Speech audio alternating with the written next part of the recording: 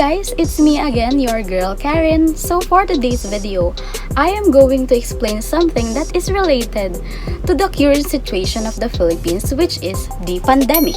But first, let me give you some brief explanation about COVID-19. So for today's video, I am here right now in my room to answer those topics that are related to COVID-19. But first, let me give you some brief explanation about COVID-19. So as far as I know, COVID-19 is an infectious disease caused by the virus. Most people that are infected will experience mild to moderate respiratory illness and recover without special treatments. So now, let's proceed to the two topics that I will explain to you in this video. So the first topic is my worldview on how the local government responded to the pandemic since 2020 up to the present. So way back in 2020, the first case of COVID-19 in the Philippines was identified on January 30, 2020. She was a 38-year-old Chinese woman who was confined at San Lazaro Hospital, Metro Manila. After over a month without recording any cases, the Philippines confirmed its first local transmission on March 7, 2020. Since then, the virus has spread to the country's 81 provinces.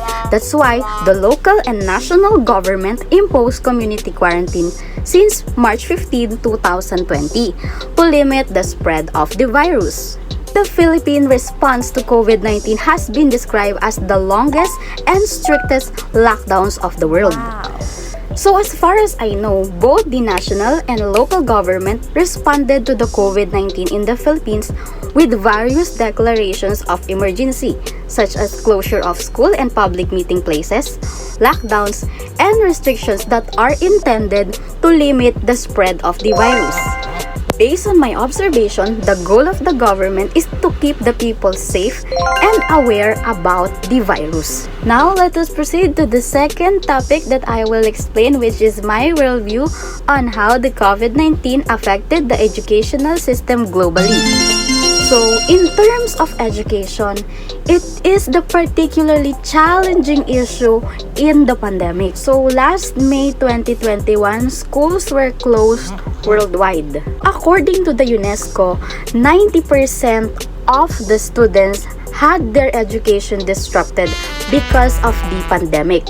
Many of the governments are not ready because they didn't have enough resources, infrastructures, and policies to roll out online learning in a way that they can make sure that all of the children could participate on an equal basis. COVID-19 related school closures affected the children unequally, as not all of them had the opportunities, tools, and access that is needed in order for them to keep learning during the pandemic. Since its outbreak 2 years ago, the COVID-19 pandemic disrupted the educational system globally.